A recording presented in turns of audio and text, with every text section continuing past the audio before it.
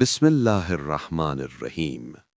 السلام عليك يا داعي الله ورباني آياته.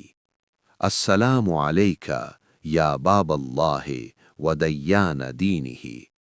السلام عليك يا خليفة الله وناصر حقه. السلام عليك يا حجة الله ودليل إرادته. السلام عليك أيها المقدم المأمول. السلام عليك بجوامع السلام. السلام عليك يا مولاي صاحب الزمان عجل الله تعالى فرجه صلوات الله عليهم أجمعين.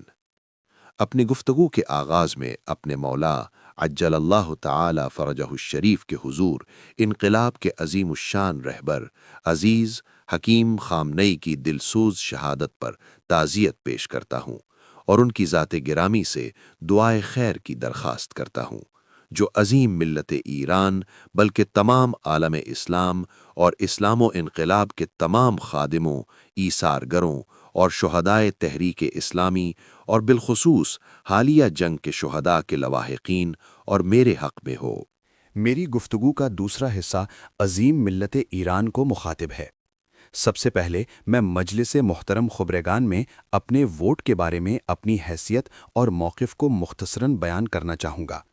آپ کا یہ خادم سید مجتبیٰ حسینی خامنئی بھی آپ ہی کی طرح اور آپ کے ساتھ ہی اسلامی جمہوریہ کے ٹیلی ویژن کے ذریعے مجلس محترم خبرگان کے نتیجے سے مطلع ہوا۔ میرے لیے ایسی جگہ بیٹھنا مشکل ہے جو دو عظیم الشان پیشواؤں خمینی کبیر اور شہید خامنئی کے بیٹھنے کی جگہ رہی ہو، کیونکہ اس کرسی پر بیٹھنے کا سابقہ ایسی شخصیت کو حاصل ہے جو اللہ کی راہ میں 60 سال سے زیادہ مجاہدہ کرنے اور ہر قسم کی لذتوں اور آسائشوں سے گزرنے کے بعد نہ صرف موجودہ دور بلکہ اس ملک کے حکمرانوں کی پوری تاریخ میں ایک تابندہ گوہر اور ممتاز چہرہ بن گئیں۔ ان کی زندگی اور ان کی موت کا انداز دونوں حق پر سہارے کی وجہ سے شان و عزت سے جڑے ہوئے تھے۔ مجھے یہ سعادت حاصل ہوئی کہ ان کے پیکر کی شہادت کے بعد زیارت کی۔ جو کچھ میں نے دیکھا وہ کوہ استقامت تھے، اور میں نے سنا کہ ان کے صحت مند ہاتھ کی مٹھی بندھی ہوئی تھی۔ ان کی شخصیت کے مختلف پہلوؤں کے بارے میں باخبر افراد کو چاہیے کہ وہ طویل عرصے تک ان کے بارے میں گفتگو کریں۔ اس موقع پر صرف اسی مختصر بیان پر اکتفا کرتا ہوں اور تفصیلات کو کسی اور مناسب موقع کے لیے چھوڑتا ہوں۔ یہی وجہ ہے کہ ایسی شخصیت کے بعد راہبری کی کرسی پر بیٹھنا مشکل ہے۔ اس خلا کو پر کرنا صرف اللہ تعالیٰ سے استعانت اور آپ لوگوں کے تعاون سے ممکن ہے۔ اس سلسلے میں ایک نقطے پر تاکید کرنا ضروری ہے جس کا میری اصل بات سے براہ راست تعلق ہے۔ وہ نقطہ یہ ہے کہ شہید راہبر اور ان کے بزرگ پیشواؤں کے فنون میں سے ایک عوام کو تمام میدانوں میں شامل کرنا، انہیں مسلسل بصیرت اور آگاہی دینا اور عملی طور پر ان کی طاقت پر بھروسہ کرنا تھا۔ انہوں نے اسی طرح جمہور اور جمہوریت کے حقیقی معنی کو عملی جامہ پہنایا اور دل و جان سے اس پر ایمان رکھتے تھے۔ اس مضمون کا واضح اثر ان چند دنوں میں دیکھا گیا جب ملک بغیر راہبر اور بغیر کمانڈر ان چیف کے تھا۔ عظیم ملت ایران کی بصیرت اور ذہانت، حالیہ واقعے میں ان کی استقامت، بہادری اور میدان میں موجودگی نے دوست کو تحسین اور دشمن کو حیرت پر مجبور کر دیا۔ یہ آپ لوگ تھے جنہوں نے ملک کی راہبری کی اور اس کے اقتدار کی ضمانت دی۔ اس تحریر کے آغاز میں جو آیت درج کی ہے اس کا مطلب یہ ہے کہ اللہ کی کوئی نشانی ایسی نہیں جس کی مدت ختم ہو جائے یا اسے بھلا دیا جائے، مگر یہ کہ اللہ تعالیٰ اس سے بہتر یا اس جیسی اور نشانی عطا فرما دے۔ اس آیت کریمہ کو استعمال کرنے کا مقصد یہ نہیں کہ یہ بندہ شہید راہبر کے مرتبے کا حامل ہے یا یہ کہ میں ان سے برتر سمجھا جاؤں، بلکہ اس مبارک آیت کا ذکر کا مقصد آپ عزیز ملت کے اہم اور بھرپور کردار کی طرف توجہ دلانا ہے۔ اگر وہ عظیم نعمت ہم سے چھین لی گئی تو اس کے بدلے ایک بار پھر ملت ایران کی امارانہ موجودگی اس نظام کو عطا ہوئی۔ یہ جان لیں کہ اگر میدان میں آپ کی طاقت ظاہر نہ ہو تو نہ کوئی راہبر اور نہ کوئی اور ادارہ جس کا اصل مقام عوام کی خدمت ہے مطلوبہ کارکردگی نہیں دکھا سکتا۔ اس بات کو بہتر طور پر عملی جامہ پہنانے کے لیے اولاً اللہ وحدہ لا شریک کو یاد کرنا، اس پر توکل کرنا اور معصومین علیہم السلام کے انوار طیبہ سے توسل کرنا چاہیے، کیونکہ یہ ایک ایسا عظیم کیمیا ہے جو ہر قسم کی کشائش اور دشمن پر قطعی فتح کی ضمانت دیتا ہے۔ یہ وہ عظیم برتری ہے جو آپ کو حاصل ہے اور آپ کے دشمن اس سے محروم ہیں۔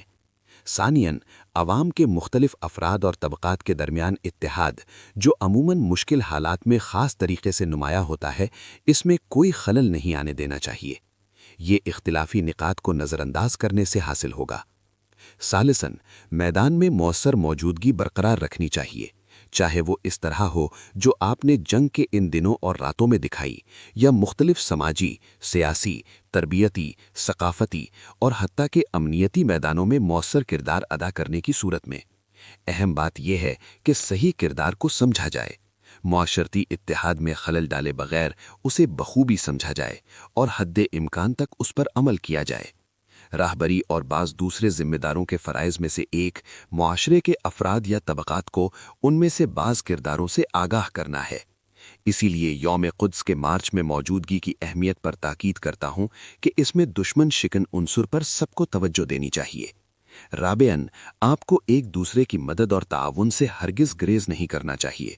بحمداللہ زیادہ تر ایرانیوں کی ہمیشہ سے یہی عادت رہی ہے، اور امید ہے کہ ان خاص دنوں میں کہ جب فطری طور پر بعض افراد پر دوسروں کی نسبت یہ ایام زیادہ سخت گزر رہے ہوں گے، یہ بات زیادہ نمایاں ہوگی۔ اسی موقع پر میں خدمات گزار اداروں سے درخواست کرتا ہوں کہ اس سلسلے میں عوام کے ان عزیز افراد اور عوامی امدادی ڈھانچوں کی کسی بھی قسم کی مدد اور معاونت سے دریغ نہ کریں۔ اگر ان پہلوؤں کا خیال رکھا گیا تو آپ عزیز ملت کا عظمت اور شان و شوکت تک پہنچنے کا راستہ ہموار ہوگا۔ اس کی قریب ترین مثال انشاءاللہ موجودہ جنگ میں دشمن پر فتح ہے۔ میرے کلام کا تیسرا حصہ ہمارے بہادر مجاہدین کا دل سے شکریہ ادا کرنا ہے، جنہوں نے ایسے حالات میں جب ہماری عزیز قوم اور وطن پر استکبار کے محاذ کے سرداروں کی طرف سے مظلومانہ حملہ کیا گیا، اپنی قاری ضربوں سے دشمن کا راستہ روک دیا اور انہیں عزیز وطن پر تسلط اور ممکنہ طور پر اس کے ٹکڑے کرنے کی خام خیالی سے باہر نکال دیا۔ عزیز مجاہد بھائیوں، عوام کی اکثریت کا مطالبہ مؤثر اور دشمن کو پچھتانے پر مجبور کرنے والا دفاع جاری رکھنا ہے۔ نیز یقیناً آبنائے ہرمز کو بند کرنے کے ہتھیار کا استعمال جاری رہنا چاہیے۔ دوسرے محاذ کھولنے کے بارے میں جن میں دشمن کا تجربہ نہ ہونے کے برابر ہے اور جہاں وہ شدید طور پر کمزور ہوگا، تحقیقات کی گئی ہیں اور جنگی صورتحال کے جاری رہنے اور مصلحت کی بنا پر اسے فعال کیا جائے گا۔ اسی طرح مزاحمتی محاذ کے مجاہدین کا دلی شکریہ ادا کرتا ہوں۔ ہم مزاحمتی محاذ کے ممالک کو اپنا بہترین دوست سمجھتے ہیں اور مزاحمتی محاذ کا معاملہ انقلاب اسلامی کی اقدار کا ایک ناقابل تقسیم حصہ ہے۔ بلا شبہ اس محاذ کے اجزاء کا ایک دوسرے کے ساتھ تعاون صہیونی فتنے سے نجات کے راستے کو مختصر کرتا ہے، جیسا کہ ہم نے دیکھا کہ بہادر اور بائیمان یمن نے مظلوم عوام غزہ کے دفاع سے ہاتھ نہیں اٹھایا، اور حزب اللہ لخت جگر اور عزیز تمام رکاوٹوں کو دور کرتے ہوئے اسلامی جمہوریہ کی مدد کو آیا ہے، اور عراق کی مزاحمت نے بھی بہادری سے یہی خط اختیار کیا ہے۔ چوتھے حصے میں میرا خطاب ان لوگوں سے ہے جو ان چند دنوں میں کسی نہ کسی طرح متاثر ہوئے ہیں، خواہ وہ جنہوں نے کسی عزیز یا عزیزوں کی شہادت کا غم جھیلا ہو، یا وہ جو زخمی ہوئے ہوں، اور خواہ وہ افراد جن کے گھر بار یا کاروبار کو نقصان پہنچا ہو۔ اس حصے میں اولاً میں شہدائے والا مقام کے لواحقین سے اپنی گہری ہمدردی کا اظہار کرتا ہوں۔ یہ اس مشترکہ تجربے کی بنیاد پر ہے جو میں ان بزرگوں کے ساتھ رکھتا ہوں، میرے والد کے علاوہ، جن کی جدائی کا غم ایک عمومی مسئلہ بن گیا۔ میں نے اپنی عزیز اور پارسا اہلیہ کو جس سے مجھے امیدیں تھیں، اور اپنی فداکار بہن کو جس نے اپنے آپ کو والدین کی خدمت کے لیے وقف کر دیا تھا اور آخرکار اسے اپنا اجر ملا، نیز اس کے چھوٹے بچے کو اور اپنی دوسری بہن کے شوہر کو جو ایک عالم اور شریف انسان تھا، شہداء کے قافلے کے سپرد کیا ہے۔ لیکن جو چیز مصائب پر صبر کو ممکن اور آسان بنا دیتی ہے، وہ صبر کرنے والوں کے لیے اللہ کے حتمی اور قطعی وعدہ اجر پر توجہ ہے۔ لہٰذا صبر کرنا چاہیے اور اللہ تعالیٰ کے فضل اور مدد پر امید اور بھروسہ رکھنا چاہیے۔ ثانیاً میں سب کو یہ یقین دلاتا ہوں کہ ہم آپ کے شہداء کے خون کا بدلہ لینے سے ہرگز چشم پوشی نہیں کریں گے۔ ہمارے پیش نظر انتقام قطعی طور پر انقلاب کے عظیم الشان رہبر کی شہادت سے متعلق نہیں ہے، بلکہ قوم کا ہر وہ فرد جو دشمن کے ہاتھوں شہید ہوتا ہے خود انتقام کے مسئلے کا ایک آزاد موضوع ہے۔ البتہ اس انتقام کا ایک محدود حصہ ابھی تک عملی شکل اختیار کر چکا ہے، لیکن جب تک اس کی مکمل حد حاصل نہیں ہو جاتی یہ مسئلہ باقی مسائل پر فوقیت رکھے گا، اور خصوصاً ہمارے بچوں اور ننھے بچوں کے خون کے بارے میں ہم زیادہ حساسیت رکھیں گے۔ لہٰذا دشمن نے مدرسہ شجرہ طیبہ میناب اور اسی طرح کے بعض دیگر واقعات میں جان بوجھ کر جو قتل عام کیا ہے، اس کی اہمیت اس معاملے میں خاص ہے۔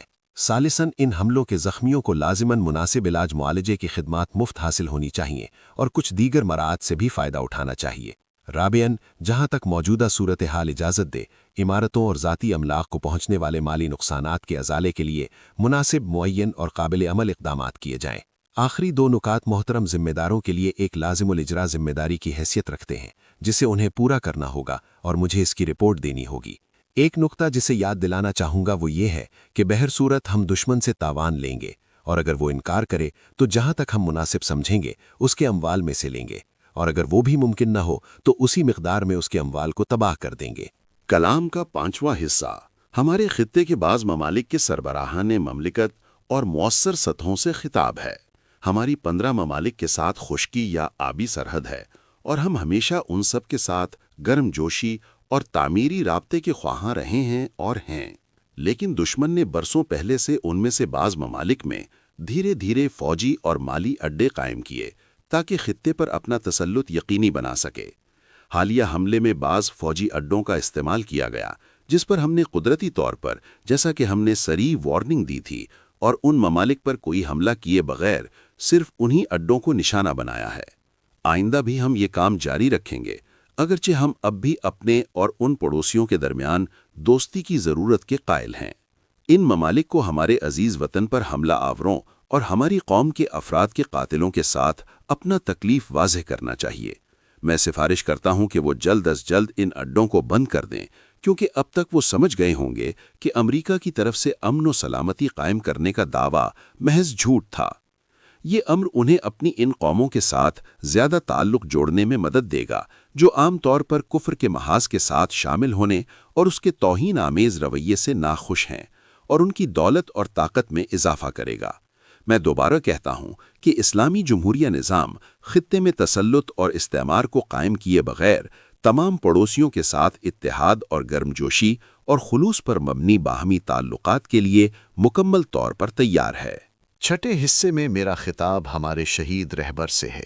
رہبر، آپ نے اپنے جانے سے سب کے دلوں پر ایک شدید غمگین کر دیا ہے۔ آپ ہمیشہ اس انجام کے مشتاق تھے کہ آخر کار اللہ تعالیٰ نے ماہ رمضان المبارک کی 10ویں تاریخ کی صبح قرآن کریم کی تلاوت کے دوران آپ کو عطا فرما دیا۔ آپ نے بہت سی مظلومیتوں کو پوری طاقت اور بردباری سے برداشت کیا اور کبھی پیشانی پر خم نہیں آیا۔ بہت سارے افراد نے آپ کی اصل قدر کو نہیں پہچانا، اور شاید اب کافی عرصہ لگے گا جب طرح طرح کے پردے اور رکاوٹیں ہٹیں گی اور اس کے کچھ گوشے واں ہوں گے۔ ہم امید کرتے ہیں کہ آپ انوار طیبہ، صدیقین، شہداء اور اولیاء کے جوار میں آپ کو حاصل ہونے والے مقام قرب کی بنا پر اس قوم اور مزاحمتی محاذ کی تمام قوموں کی ترقی کے بارے میں فکر مند رہیں گے اور اس کے لیے سفارش کرتے رہیں گے، جیسا کہ آپ اپنی دنیاوی زندگی میں تھے۔ ہم آپ سے عہد کرتے ہیں کہ اس پرچم کی بلندی کے لیے جو حق کے محاذ کا اصل پرچم ہے اور آپ کے مقدس مقاصد کے حصول کے لیے پوری جان و تن سے کوشش کریں گے۔ 7ویں حصے میں ان تمام بزرگ ہستیوں کا شکریہ ادا کرتا ہوں جنہوں نے میری حمایت کی ہیں، جن میں مراجع اعظام تقلید اور مختلف ثقافتی، سیاسی، سماجی شخصیات اور عوام کے وہ افراد شامل ہیں جو نظام کے ساتھ دوبارہ بیعت کے اظہار کے لیے پرشکوہ اجتماعات میں حاضر ہوئے۔ نیز تینوں قوتوں کے ذمہ داران اور رہبری کی عارضی کونسل کا ان کے اچھے انتظامات اور اقدامات پر شکریہ ادا کرتا ہوں۔ امید ہے کہ اللہ تعالیٰ کی خاص عنایات ان بابرکت گھڑیوں اور دنوں میں تمام ملت ایران بلکہ تمام مسلمین اور عالم کے مستضعفین کا شامل حال ہوں۔ اور آخر میں اپنے مولا امام زمانہ اجل اللہ تعالی فرجہ الشریف سے درخواست کرتا ہوں کہ شب قدر اور ماہ رمضان المبارک کے بقیہ ایام میں اللہ تعالیٰ کے حضور ہماری قوم کے لیے دشمن پر قطعی غلبہ اور ساتھ ہی عزت، وسعت اور عافیت، اور ان کے رفقا کے لیے آخروی مقامات اور عافیت کی دعا فرمائیں۔ والسلام علیکم ورحمۃ اللہ وبرکاتہ۔